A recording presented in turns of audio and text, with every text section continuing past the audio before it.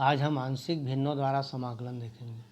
तो आंशिक भिन्न द्वारा समाकलन करने के लिए एक परिमेय फलन इस प्रकार हो, जैसे परिमेय फलन px अपान qx हो। ये दो बहुपदों के अनुपात के रूप में परिभाषित किया जाए तो px और qx बहुपद हैं। px और qx क्या होना चाहिए? बहुपद होना चाहिए और qx बराबर ना हो किसके? शून्य के। तब इसका समाकलन करने के लिए अब यहाँ पर यह भी ध्यान देना है कि अंश का घात हर के बराबर या कम हो, मतलब उचित भिन्न हो। जब उचित भिन्न हो तब इसका आंशिक भिन्न में उसको बदल करके उसका समाकलन मानक रूप में बदल के किया जा सकता है। अब इसको बदलने के नियम ये है कि उसको तोड़ना कैसे है। तो इसको जब हर में केवल रेखीय खंडों के गुणनखंड हो, मतलब उसके घात के आधार पर उसके मान को बदला जा सकता है। तो घात के आधार पर मान को बदलने के लिए हम यहाँ देखते हैं कि इसका जो घात के आधार पर क्या क्या रखा जा सकता है। जैसे मान लीजिए इसका रूप है, जैसे पहला ऊपर का जो फलन है f(x) अपान मान लें x plus a x plus B हो, x plus a x plus B, या तो प्लस में हो या माइनस के रूप में हो, लेकिन ये ध्यान देना है कि यहाँ घात इसका एक एक है। तो इसको हम क्या कर सकते हैं, अलग अलग रूप में a बटे x plus a plus b बटे x प्लस b के रूप में तोड़ लेंगे। तोड़ने के बाद इसका समाकलन ज्ञात करेंगे। यदि यही मान ऐसा हो f(x) अपान मान लीजिए x माइनस a का वर्ग है, x प्लस a का वर्ग, किसी का भी हो, जैसे x प्लस a का वर्ग है, तो यहाँ क्या करेंगे a upon x plus a plus b upon x plus a का स्क्वायर। यही मान यदि घात 3 हो तो एक बार 1 घात 2 घात 3 घात, इस प्रकार से जितने घात रहेंगे वहाँ तक उसको किया जा सकता है। अब यदि ये मान ऐसा हो कि f(x) अपान मान लेते हैं x प्लस a और x square plus B square, जैसे यहाँ पर x प्लस a और यहाँ पर x square plus B square, तो यहाँ क्या होगा a upon x plus a plus. अब यहाँ पर ये ध्यान देना है हमको, ये जो वर्ग है यहाँ पर यदि वर्ग है तो यहाँ वर्ग है तो उसका मान हो जाएगा bx plus c upon x square plus B square. यदि बाहर में वर्ग है तो उसको उतने टाइम करेंगे, यदि अंदर में वर्ग है तो उसके ऊपर का जो मान होगा वो bx प्लस सी हो जाएगा और एक नीचे का जो मान होगा X square plus B square. इस रूप में इसका मान ज्ञात कर सकते हैं। यदि यही मान इस रूप से दिया हो, अगर जटिल रूप में दिया हो, तो अगर मान लो ऐसा है कि f(x) upon x square plus a square का square, x square plus a square का स्क्वायर, और हो गया मान लो x प्लस बी।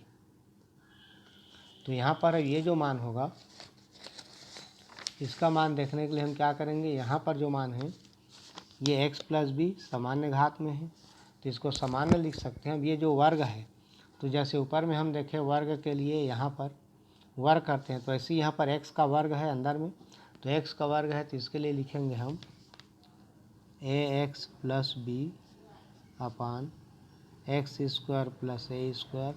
अब चूँकि इसका वर्ग है तो अगला फिर हो जाएगा, तो उसके लिए उसका a भी हो गया तो इसको लिख सकते हैं cx plus D upon x square plus a square का स्क्वायर प्लस, अब बचाइए x प्लस बी वाला हर में मान, तो a b c d हो गया तो इसको लिख लो e अपान एक्स प्लस बी।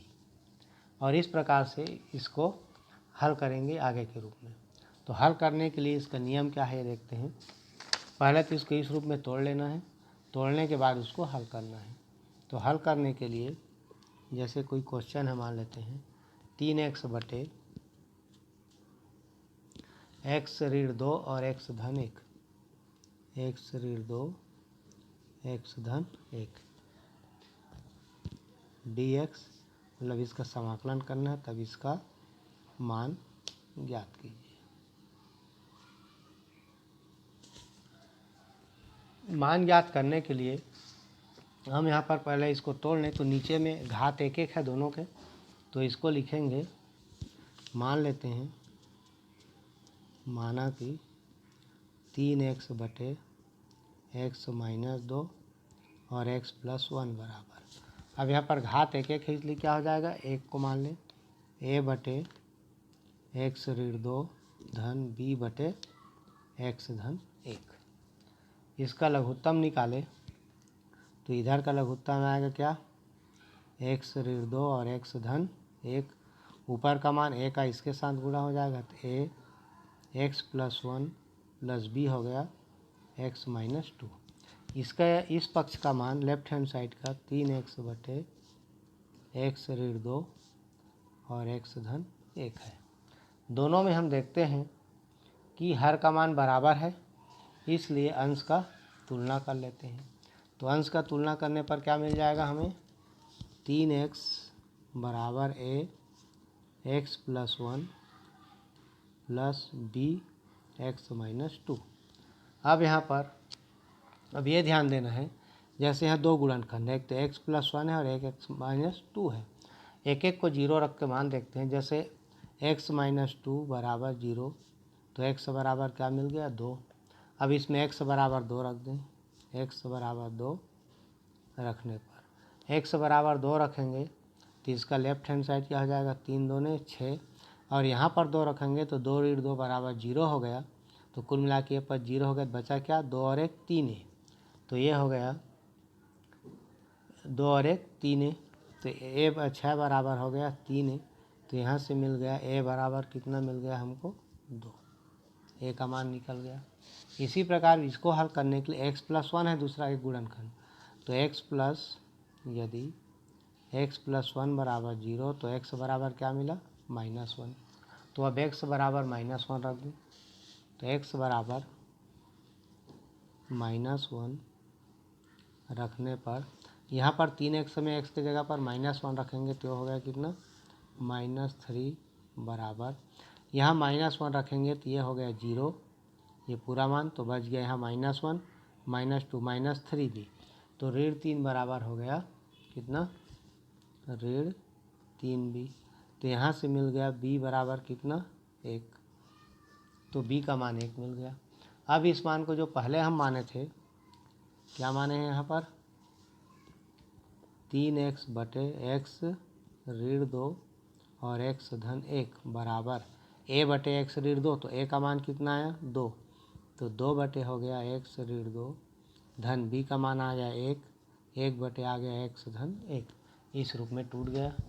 अब ये आंशिक भिन्न हो गया। अब इसका समाकलन कर लें, तो यहाँ पर समाकलन 3x बटे x ऋण 2 x धन 1 dx बराबर, तो समाकलन करेंगे तो क्या होगा, पहले का क्या है, घात गुणांक 2 है, तो ये हो जाएगा, यहाँ पर ये 2 है तो 2 बाहर निकल जाएगा, 1 अपान बचा कितना, x माइनस 2, तो 1 अपान x माइनस 2 dx हो गया, प्लस 1 अपान x प्लस 1 dx।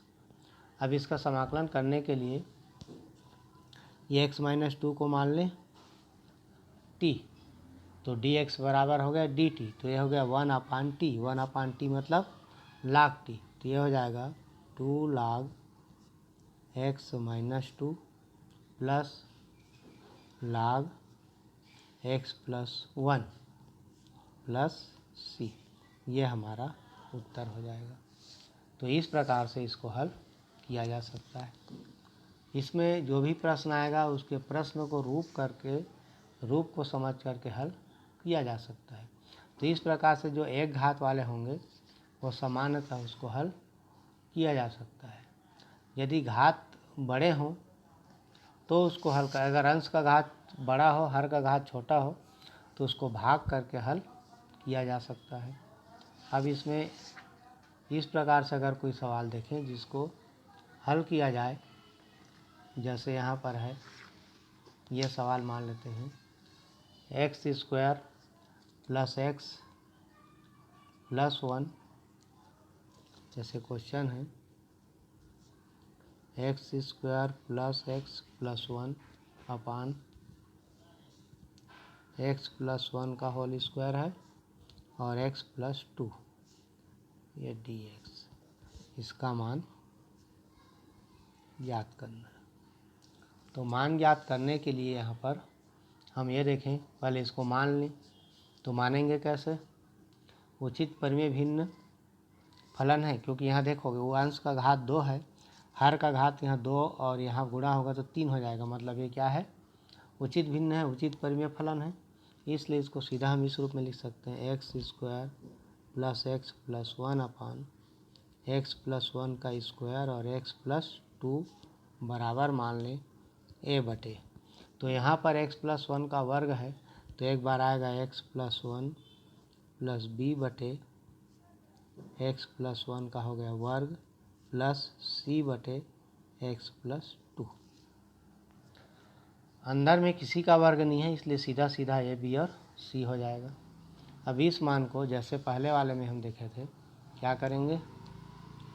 ये इधर का मान हो गया x square plus x plus 1 upon x plus 1 का स्क्वायर और ये हो गया एक्स प्लस 2 बराबर। अब इसका जब हम लघुत्तम निकालेंगे तो क्या होगा? एक्स प्लस 1 एक्स प्लस 2 और एक्स प्लस 2 का वर्ग, इसका जो मान होगा, हर में जो मान है वही मान होंगे, तो लघुत्तम हो जाएगा एक्स प्लस 1 का वर्ग और ये एक्स प्लस 2 हो गया। अब ए के साथ एक्स प्लस 1 है, तो ए के साथ गुणा क्या होगा? यहाँ से एक एक्स प्लस 1 कट गया तो एक्स प्लस 1 और बचा एक्स प्लस 2, ए के साथ हो गया, प्लस बी के साथ एक्स प्लस 1 का वर्ग है, तो बी के साथ क्या बचेगा? खाली एक्स प्लस 2, प्लस सी के साथ एक्स प्लस 2 है, तो यहाँ सी के साथ क्या बचा? एक्स प्लस 1 का स्क्वायर। अब यहाँ पर ये जो मान होगा, इसको या तो गुणा के रूप में लिख लें। गुणा के रूप में लिखने के लिए जैसे यहाँ पर एक्स प्लस 1,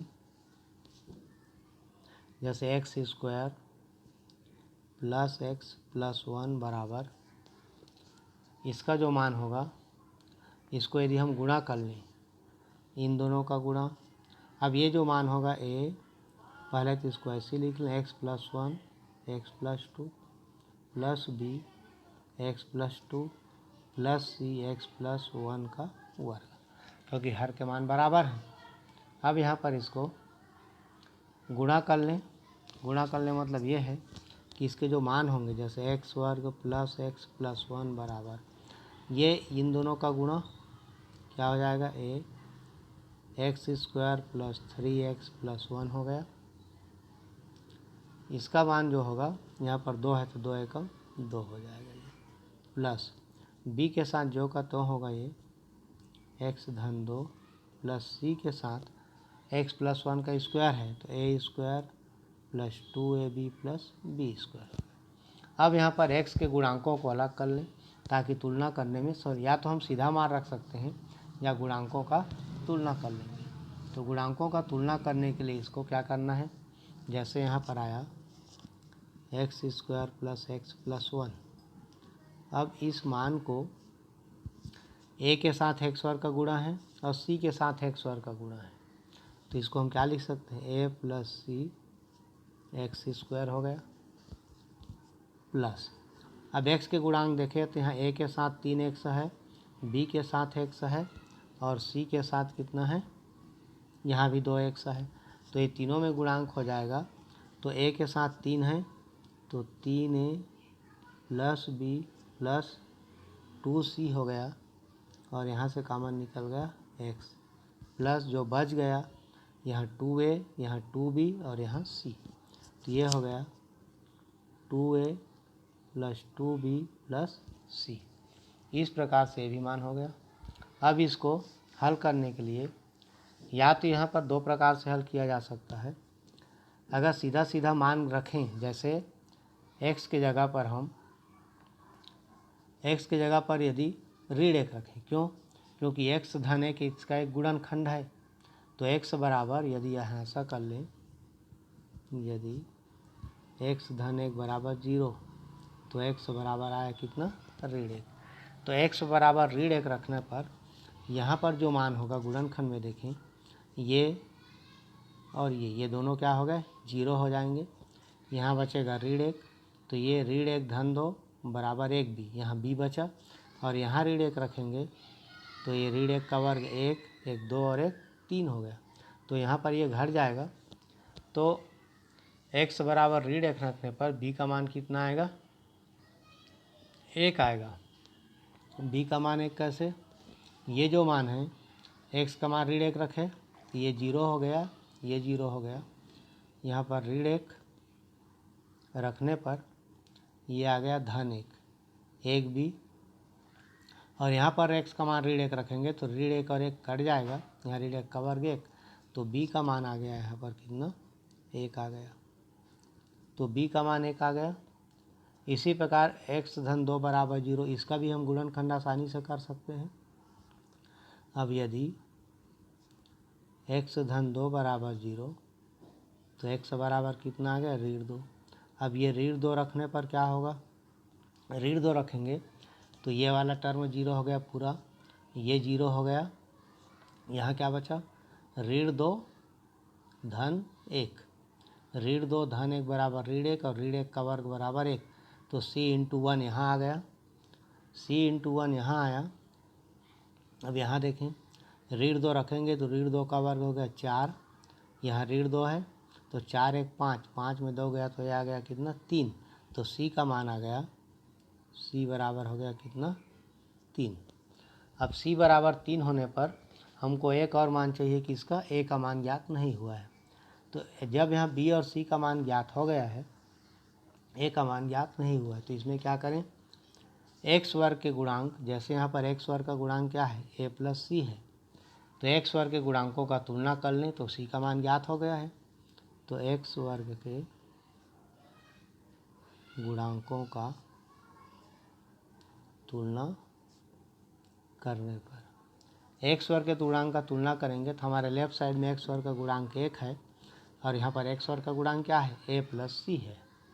तो क्या हो जाएगा, 1 बराबर a प्लस c। अब c का मान कितना है हमारे पास, 3 है, तो c का मान 3 है तो यहाँ 3 रख दें, 1 बराबर a प्लस 3। तो यहाँ से मिल गया a बराबर कितना, 3 उधर जाएगा तो ऋण 3 हो गया, तो a बराबर हो गया कितना, ऋण 2। तो a का मान मिल गया ऋण 2, b का मान 1 और c का मान 3। अब ये तीनों मान को उसमें रख दें जो हम माने हैं कि x वर्ग धन x बटे x धन 1 का वर्ग धन x धन 2 बराबर a बटे कितना लिखे हैं, x धन 1, तो a का मान कितना आया है, ऋण 2। तो ऋण 2 बटे हो गया x धन 1 धन b बटे x धन 1 का वर्ग, तो b का मान कितना आया यहाँ पर, 1।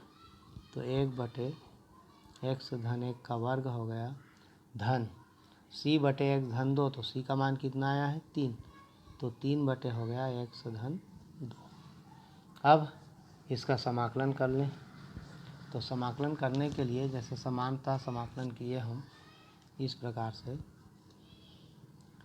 X square plus x plus 1 upon x plus 1 का square plus x plus 2 D x बराबर, सीधा लिख देते हैं इसको, यहाँ से -2